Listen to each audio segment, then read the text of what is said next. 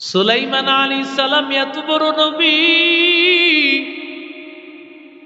وحشر لسليمان جنوده من الجن والإنس والطير فهم يوزعون।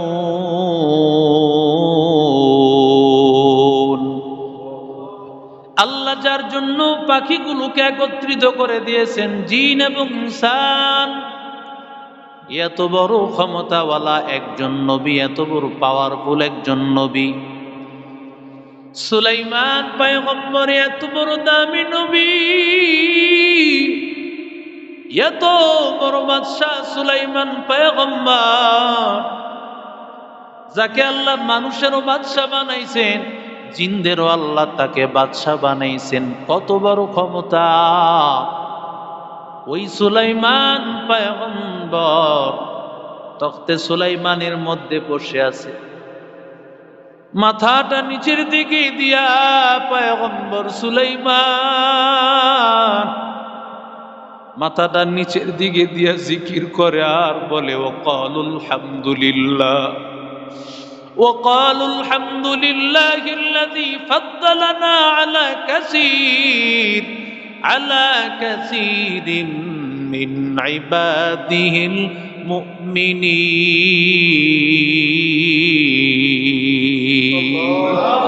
সুলাইমান পয়গম্বর তখতে সুলাইমানি নিয়া পয়গম্বর সুলাইমান আলাইহিস সালাতু ওয়াস সালাম যখন যাইতেছিলেন, এত বড় তখতে সুলাইমানি আল্লাহর কুদরত দেখিয়া এক আল্লাহর বান্দা, কৃষকের কাজ করতেন আল্লাহর বান্দা, উপরের দিকে তাকাইছেন। আল্লাহর বান্দা তো জানেন সুলাইমান নবী তখতে সুলাইমানি নিয়ে ঘোরাফেরা করে, তাকাইছেন আর বুঝছে আল্লাহু আকবার। আল্লাহর বান্দা সাথে সাথে বলেছেন সুবহানাল্লাহ। আর আমি যমুনা ব্রিজ দেখে কই, বাপ রে বাপ, কত বড় একটা ব্রিজ, পদ্মা ব্রিজ কত বড় বানাইছে, বাপ রে বাপ। কোন আশ্চর্য কথা সুবহানাল্লাহ আসে না, বাপ রে বাপ আসে। অথচ আশ্চর্য কথা শুনলে সুবহানাল্লাহ বলতে হয়। তো এই যে আল্লাহর বান্দা সুবহানাল্লাহ পড়ছে, সাথে সাথে 900 মাইল দূরে ছিল সুলাইমান আলাইহিস সালামের তখতে সুলাইমানিটা 900 মাইল দূরে ছিল। আল্লাহ তাআলা বাতাসকে তো এমন ক্ষমতা সুলাইমান নবীর অনুগত করে দিয়েছিলেন, বাতাসের সাহায্যে এই সুবহানাল্লাহর আওয়াজ তার কান পর্যন্ত পৌঁছায় দিছে। আমি তো এন থেকে ডাকলেই শুনি না, দৌড়ায় যাই। কি কইছেন? সুলাইমান নবীরে 900 মাইল দূর থেকে আওয়াজ শোনায় দিছেন। আওয়াজ শুনে না দেখেই তো মাইক লাগায়, সাউন্ড বক্স লাগায়। সুলাইমান আলাইহিস সালাম শুনছেন, শোনা মাত্রই সুলাইমান নবী বলেন, এই তখতে সুলাইমানিকে এখানেই ল্যান্ড করো। ওনার ল্যান্ড করার নামানোর কোনো জায়গার দরকার হয় নাই। পাহাড়ে, পর্বতে, নদী, নালা, যেখানে ইচ্ছা সেখানেই তিনি এই তখতে সুলাইমানিটা নামায়া ফেলতে পারতেন। সাথে সাথে নামায়া ফেলছে। নামানোর যখন দেখছে নামতেছে, ওই যে কৃষক আল্লাহর বান্দা, সে আবার দিছে দৌড়, চোখ বন্ধ করে দিছে দৌড়। দৌড় দিছে এই জন্য যে না জানি সুলাইমান নবী আমারে আজকে কি করে শেষ। গোটা পৃথিবীর বাদশা সুলাইমান। সুলাইমান নবী কত পাওয়ারফুল, কত ক্ষমতাওয়ালা। উনি চোখ বন্ধ করে দিছে দৌড়। দৌড় দিয়ে অনেকক্ষণ পরে কয়ানো হয়তো কোথায় আছে, চায়া দেখে তার সামনেই তখতে সুলাইমানি দাঁড়ায় আছে। এমন সময় সুলাইমান নবী দায়িত্ব দিছেন 2-3 জন, ওনারা গেছেন। ওনারা গিয়ে হাতের মধ্যে শিকল পরায়া সুলাইমান নবীকে নিয়ে আসতেছেন। সুলাইমান নবী এখনো পর্যন্ত 13 মাইল দূরে আছেন। সুলাইমান নবী দেখাই সাথে সাথে তিনি বসা থেকে দাঁড়ায় গেছেন। তো যারা ধরে নিছে এরা চিন্তা করে, ধরে নিয়ে আসলাম আসামি, উনি দাঁড়ায় গেল, ঘটনা কি? সুলাইমান আলাইহিস সালাম ডাক দিয়া বলেন, ও আল্লাহর বান্দারা, তোমরা কি জানো এই লোকটাকে? এই লোকটা আল্লাহ তাআলার এমন একজন গোলাম, যখন আল্লাহ হাসরের ময়দান কায়েম করে দিবেন, যখন দুনিয়ার সব মানুষগুলো ইয়া নাফসি ইয়া নাফসি যখন বলবে আল্লাহ আমাকে বাঁচাও আমাকে বাঁচাও, ওই ময়দানে আল্লাহর বান্দার মাথার মধ্যে আল্লাহ একটা গলার মধ্যে জান্নাতি মালা পরায় দিবে। আল্লাহ তাআলা তার জান্নাতের একটা চেয়ারের মধ্যে বসায় বলবে, বান্দা যা যা, আমি আল্লাহ তোকে জান্নাতের মেহমান বানায় দিয়েছি। আল্লাহ তাআলা যদি ডাক দিয়া বলে, রে সুলাইমান, আমার একজন জান্নাতি গোলাম তোমার সামনে আসছে, আর তুমি তার সম্মানে কেন দাঁড়াইলা?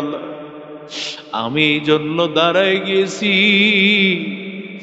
আর কেন দাঁড়াইছি জানো? আল্লাহ আমাকে ডাক দিয়া বলবে, রে সুলাইমান, তোরে আমি কত ক্ষমতা দিয়েছি, বাতাসকে ক্ষমতা দিয়েছি, বাতাসকে তুমি অনুমতি করার সাথে সাথে গুদুহা শাহরু ওয়া রাওয়াহুহা শাহর, সকাল থেকে নিয়ে দুপুর পর্যন্ত 1 মাসের রাস্তা তোমার তখতে সুলাইমানিকে নিয়ে যাইতো, আবার দুপুর থেকে নিয়ে রাত্র পর্যন্ত 1 মাসের রাস্তা অতিক্রম করায়া দিত। কত ক্ষমতা আমি মালিক তোমাকে দিয়েছি। মানুষের নবী আমি আল্লাহ বানাইছি, জিনদেরও আমি আল্লাহ নবী বানায় দিয়েছি। এত ক্ষমতা আমি আল্লাহ দিলাম, অথচ আমার একজন জান্নাতি বান্দা, ওই বান্দা আসার পরেও তুমি কেন দাঁড়াইলা না সুলাইমান? আমি তখন আল্লাহর কাছে কি জবাব দিব? আমি এই জন্য তার সম্মানে দাঁড়ায় গিয়েছি। সবাই তো অবাক হয়ে গিয়েছে। লোকটারে দেখতে দেখা যায় ভ্যানওয়ালা, আমি তো মনে করি ভ্যানওয়ালা ওর কি দাম আছে। ওরে বান্দা, না না, আল্লাহ তাআলার কাছে এমন কিছু বান্দা আছে, লাউ আকসামা আলাল্লাহি লা বাররাহু, ওই বান্দা কসম করে কোনো কথা বললে আল্লাহ পূরণ করা ওয়াজিব হয়ে যায়। বান্দাটা দেখতে দুর্বল, রিকশাওয়ালা, কুলি শ্রমিক, কিন্তু মালিকের সাথে অনেকের ভালোবাসার সম্পর্ক আছে। ওরে আল্লাহর বান্দা, ও নবীর আশিক উম্মতের দল, আল্লাহর বান্দা, যদিও সামান্য একজন কৃষক, কিন্তু আল্লাহ তো তার মর্যাদা জানায় দিয়েছে। সুলাইমান পয়গম্বর, সুলাইমান নবী তো তাকে দেখিয়া বলতেছে, ও আল্লাহর বান্দা, আল্লাহ তোমাকে দামি বানিয়েছেন, আমি তোমাকে চাই আমার তখতে সুলাইমানির মধ্যে নিয়ে আসতে। তুমি সব কিছু ছাড়িয়ে আমার তখতে সুলাইমানির মধ্যে থাকবা, তুমি জিকির করবা, আর কোনো কাজ নাই।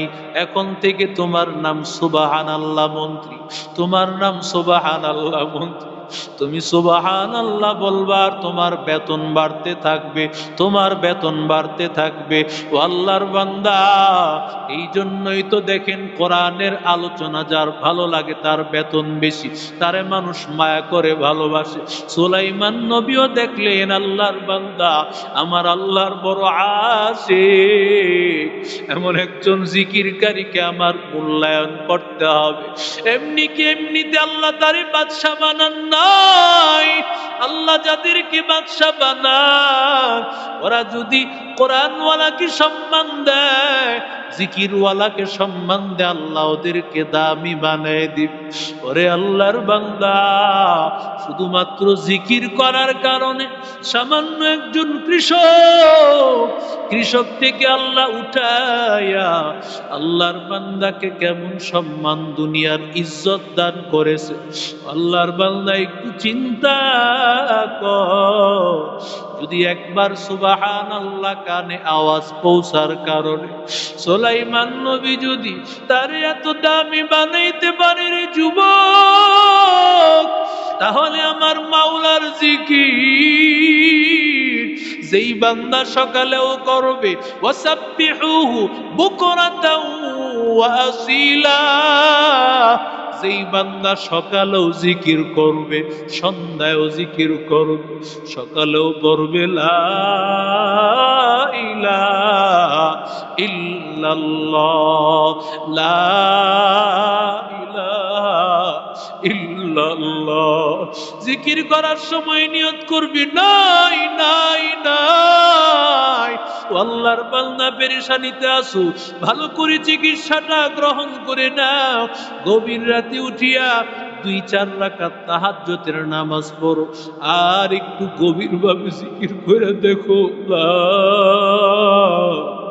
ইলাহা ইল্লাল্লাহ, লা ইলাহা ইল্লাল্লাহ। যখন লাইটটা নিবানো থাকবে আর মনের মধ্যে চিন্তা করবার, মালিক আমি যেন অন্ধকার কবরে,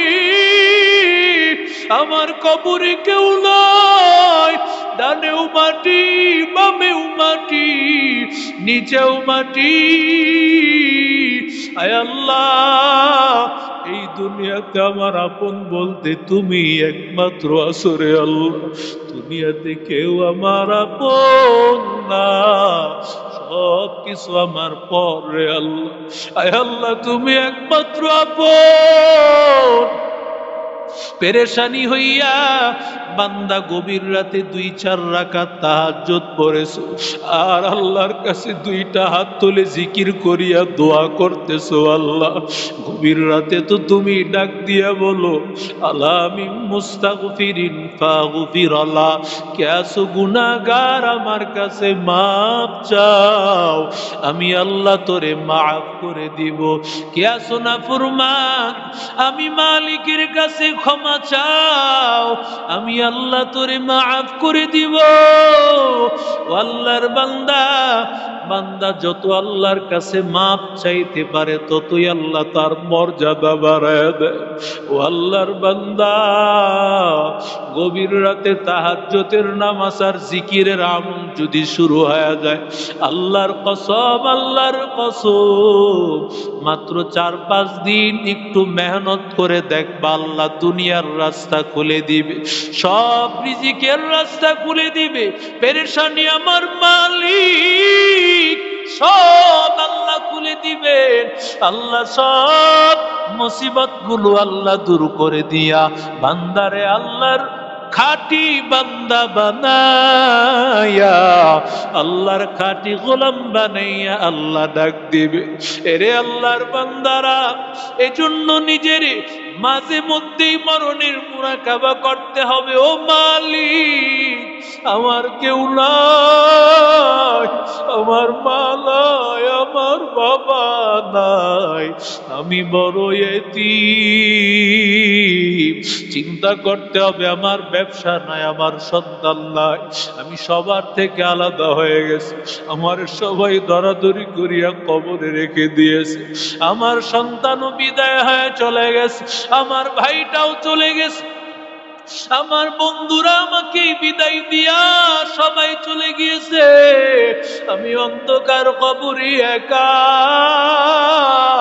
আয় আল্লাহ ওই কবরে আমি বড় একা, আয় আল্লাহ আমার সব গুনাহগুলো মাফ করে দাও আল্লাহ।